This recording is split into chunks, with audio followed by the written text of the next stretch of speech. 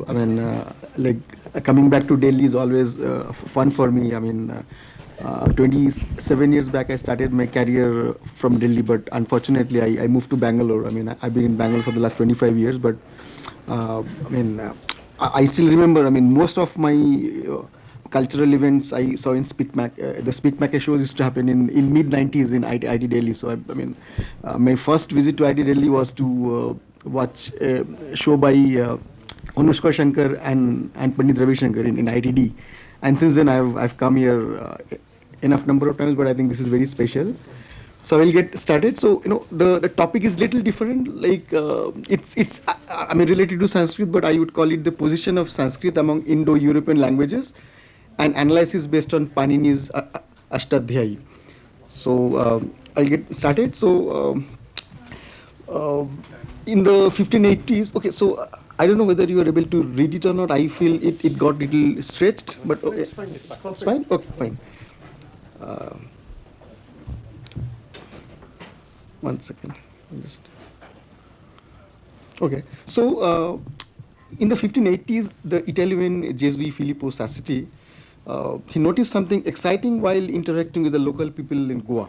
He discovered that many words and terms used in European languages had an uncanny similarity with Sanskrit and, of course, many other Indian languages.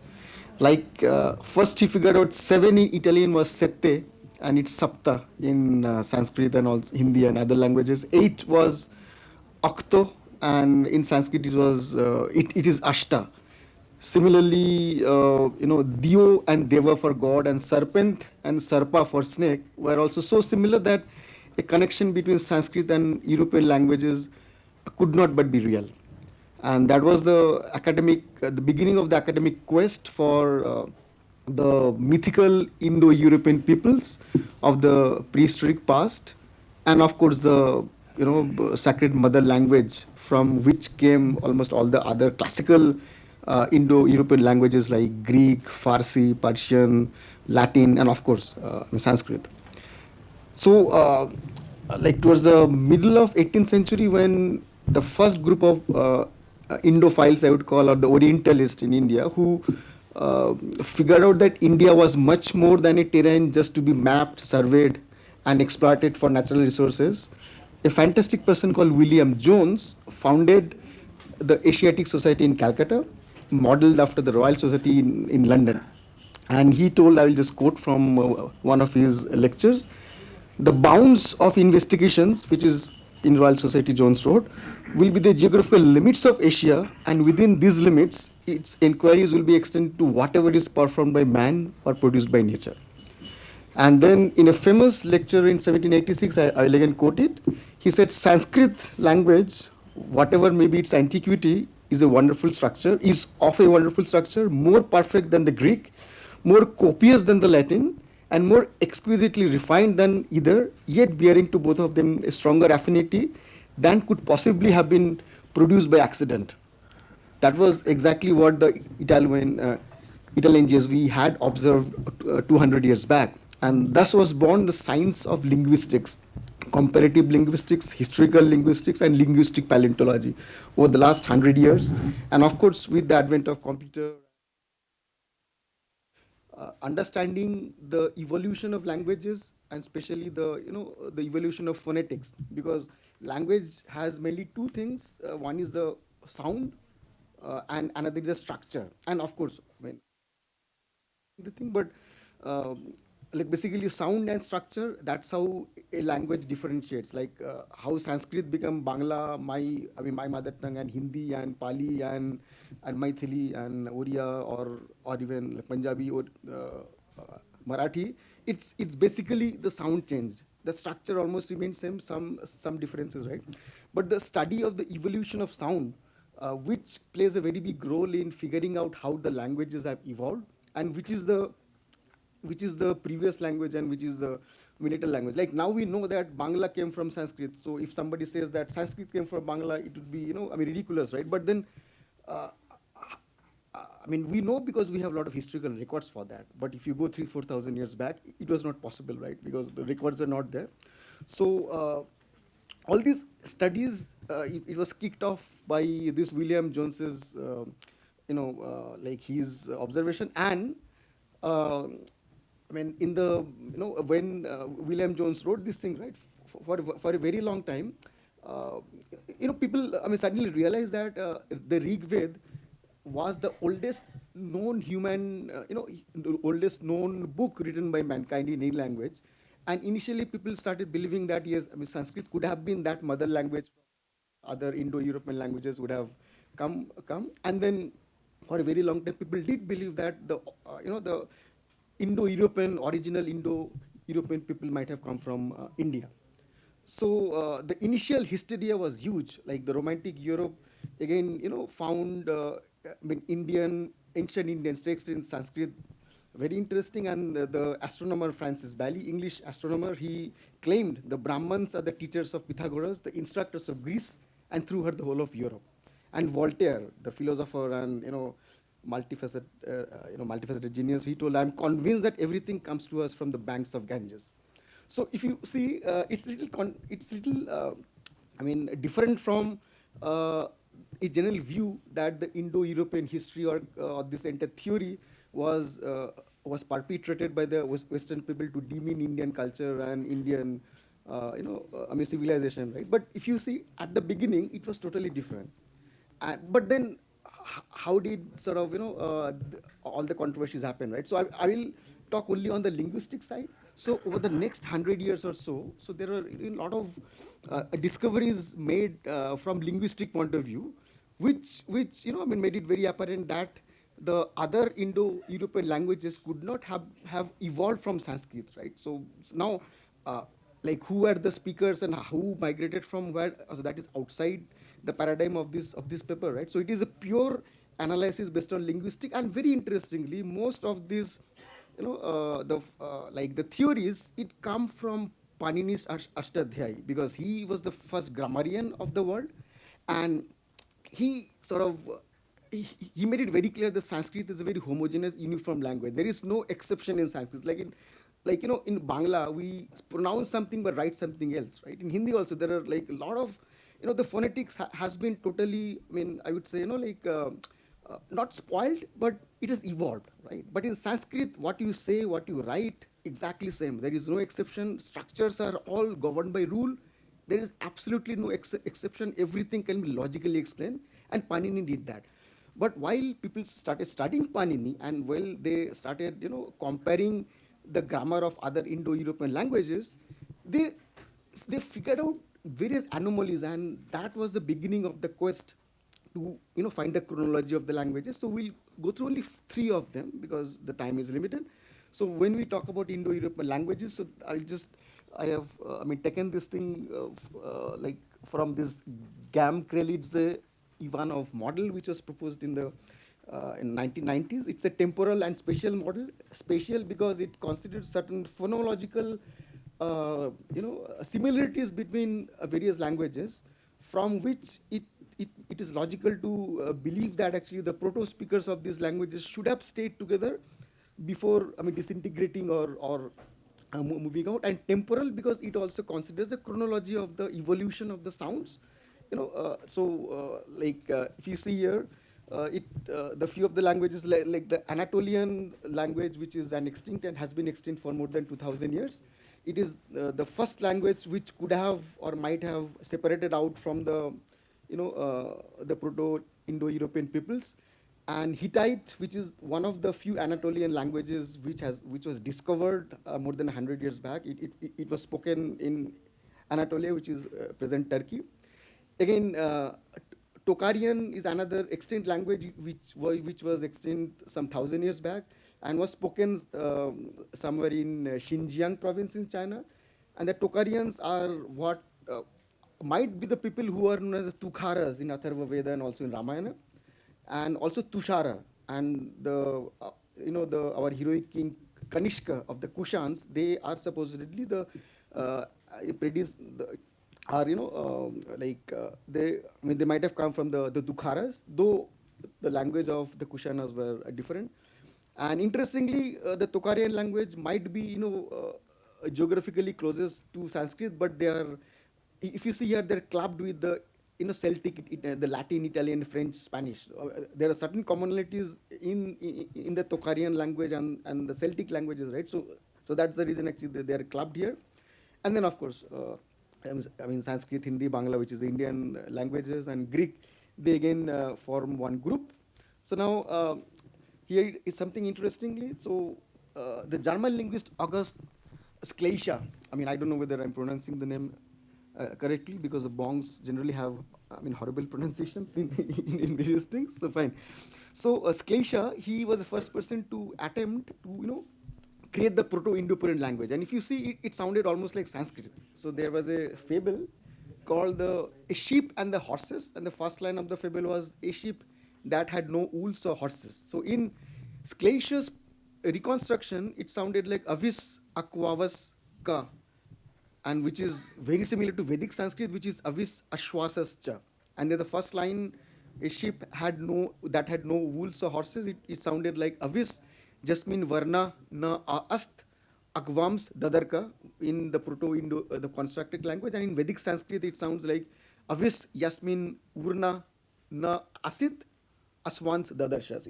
So initially people felt that the proto language is almost Sanskrit, but then now, the after 100 years of research, right, the Proto-Indo-European language sounds totally different. So there are a lot of YouTube videos, you can see that. I will try to like pronounce it. So it sounds like hois hekwas que, hoe hiwasme yulnya ne hest, so hekwams darkt. So it has absolutely no phonologic. It apparently sounds, doesn't sound like Sanskrit, right?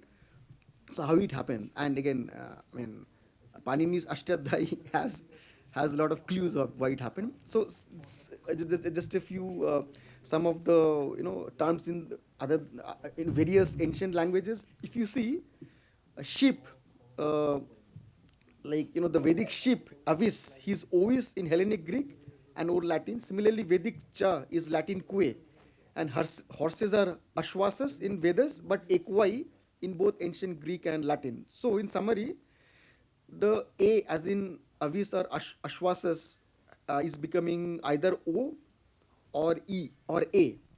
And then again, cha, the like the cha and the sha sound in Sanskrit are often ka, or ka or q sound in other languages.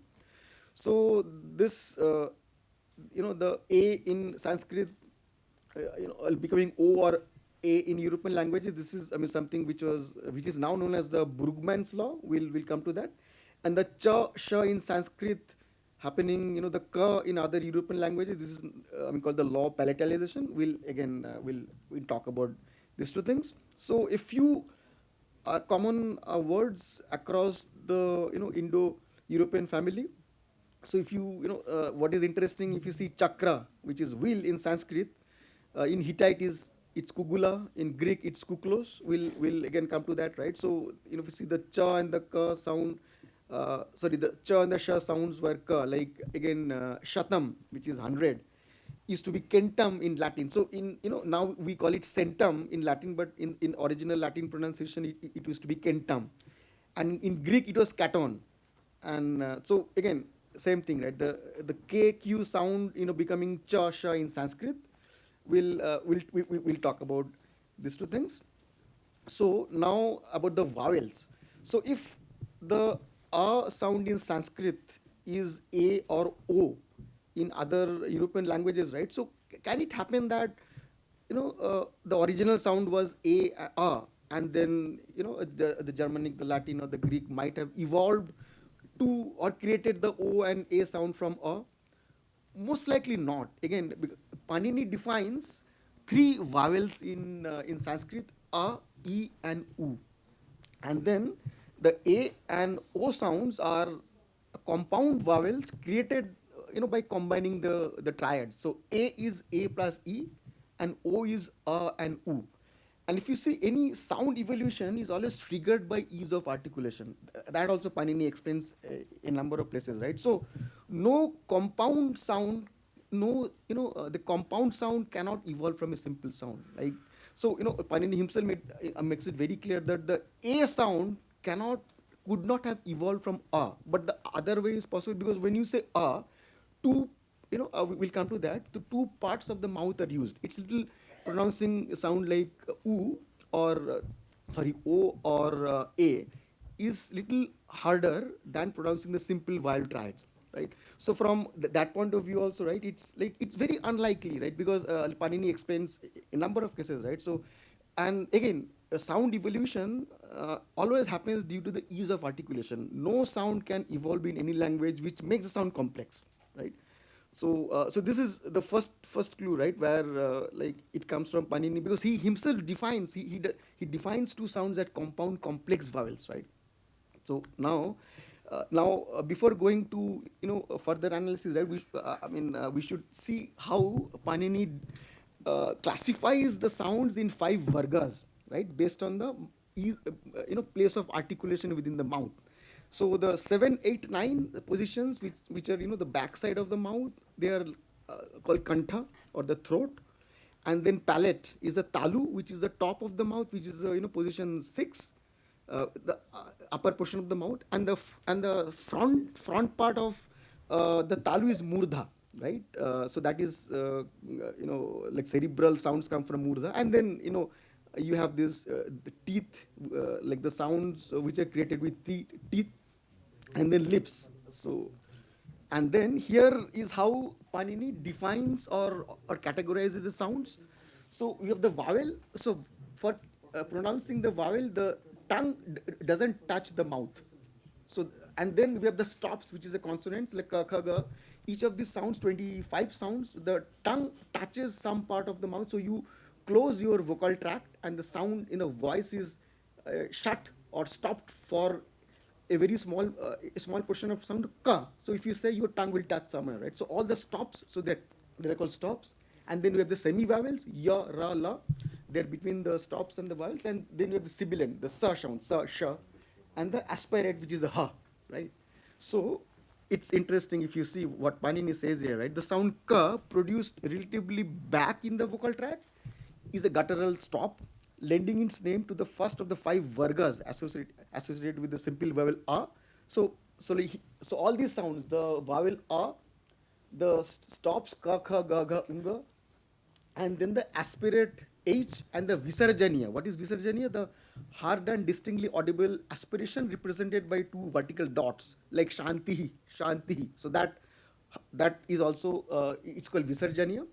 And then Panini uses a term Akuha Visarjaniyanam Kantha. So which is the throat of the A, Ka, Ha, and Visarjaniya. So first Varga Panini calls Akuha Visarjaniya, Visarjaniyanam Kantha is a place of articulation. So he uses an adjective for Kantha, and so the second Varga, which comes from Talu, the second Varga is named after Cha, the first of the five sounds produced by stopping or blocking a part of the oral cavity by touching the palate, the top of the mouth, with the front part of the tongue. And Panini's term for the place of articulation is Ichu Ya Shanang Talu. So he again sort of what it says, the palette of the four types of sound: simple vowel E, the five consonant cha, cha, ja, ja, inga, semi vowel ya, and the sibilant sha. And for the vowel E, he uses the term A Dvaita Kantha. What it means? Throat palate of two A's, which is A and I, right? Sort of we have the A and I sound are related. So here he defines, right, that the A sound needs two places of articulation. One is throat and palate. Correct. Now come to, let's see this one, which is if you divide the mouth in two sections by an imaginary line drawn through the center of the tongue, then the left side of the back side is your kantha or the guttural sounds, and the front and the rest of the sounds are produced from the front. So the ka sound is produced from the back, and the a sound is produced from the back, but the cha and a sound are produced from the front side. Now, what happens, you have a sound like K. So K, you have the K sound and a compound vowel A. So the K sound is produced from the back of your mouth, and the A sound is produced from the front of your mouth. So when you say K, so so you have to use both the kantha and the sort of and the talu, right? So this a sound has a stimulus to simplify and push the sound place of articulation of the ka sound little forward. So the moment the ka is shifted little forward, it becomes cha. Because if you see here, right, like ka is produced from the back of the mouth and cha is produced from the front of the mouth. The tongue, instead of touching little back, if little shifts to the front, ka becomes cha. So that is the point where the k sound has a tendency to become cha, because again of the ease of articulation and the stimulus that a vowel is creating to push the place of articulation of ka little forward. So the k sound could be palatalized to cha and sha, because we saw the cha sha are again produced from the talavya varga. And again, so here we can see something interesting, like say the horse, which is ashwa, right? In Latin it's called equus, and in Greek, okay, Greek, I think we can ignore that. So and the Proto-European form is equus, right? So here the qua sound, right? It becomes shwa, and again we have seen that the a o sounds become simplified to a. So equus become ashwa, right? If you just replace qua with shwa and a o with a, you get ashwa. And same thing, I think kintam and shatam looks similar, right? And again, like Arjun comes from the root arg, right? Again, so arg becomes arj, and from that you get Arjun, right? So again, sort of ga becoming ja. It is again like the ease of articulation. It's called palatalization. Now, uh, how does Panini explain palatalization, right? So we will come to that. So before that, so Panini refers to palatalization while explaining the formation of the word chakre. So I would like to spend some time on this word chakre. Somehow, because I mean, I couldn't hold myself from doing this.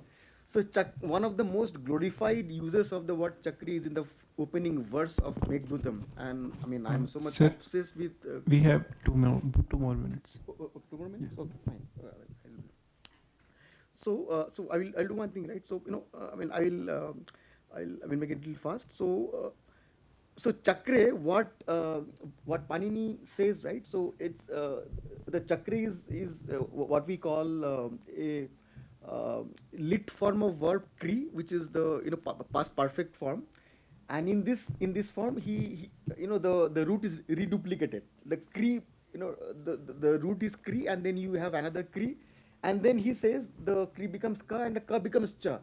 So Panini uses the term kakarasya chakara, the which is the curse becoming cha, right? He doesn't explain why it happens, right? So this is actually, he also refers to this, right? So what he means that the ka sound in is older than the cha sound. And now if you now again go back to this one, right? If you see that Greek, Latin and all those things have preserved an older sound, so the cha is a evolved sound, and any language which has preserved the ka sound is older, right? So again, so this makes it little apparent that the ka sound couldn't have come from cha, right? But it is other way around, because Panini himself defines, and he doesn't define cha karasya kakara, right? Which is the cha becoming ka. And last thing, what is I think I mean I mean Sanskrit, most of the roots are of the form of consonant vowel consonant, CVC, like vak, va, a, ka, sad, to sit, sa, a, da. So there are many aberrations to that, right? Like dha, it is not, it doesn't have this vowel consonant structure, right? So again, in Sanskrit, I mean, there cannot be any anomaly, right? Everything is so uniform, right? So suddenly, why few roots are differing from this CVC structure, right? So I mean, I will just make it short. I will not go into details, right? But that's where in 1878, Swiss linguist Ferdinand de Saussure, he proposed that no, like the original, the forms was not dha, but it was de. He proposed a theory of eight sounding laryngeals, right? So which he told that it might have got extincting Sanskrit, because as per the old the linguists, right, there cannot be any ununiformity in Sanskrit, right? The roots it has to be consonant, vowel consonant, or something like that, right? And he told this in 1878, and in the 1920s, the Hittite language was discovered, right, where they actually figured out that that missing H in Sanskrit and in other languages, right, was there, right? So I think with that I will end. That there are we just talked about three of the things which mainly comes from Panin Ashtadhyayi, where Panini somehow either he doesn't explain or might be he ignored it, but from his observation only, it becomes quite apparent that the purely based on the phonological changes and the science of phonetics, I mean Sanskrit must have evolved from another older language. What is that language that we still don't know, but now we know the Hittite is the oldest known Indo like European languages which preserve some of the very archaic older forms from which Sanskrit would have evolved. I'll end there. Am I on time? Yes. Okay. Thank you. Yes. So we'll have only one questions. Okay. Any question? So the way you are now proposing, it seems to be getting back the Aryan invasion theory. Okay, so that's what I told, right? So see, it's a linguistic Seems to be analysis. justifying that. No, I'm not justifying. See, I told before, right? It's a linguistic analysis, right? And then, see, like the northeast of India speaks English.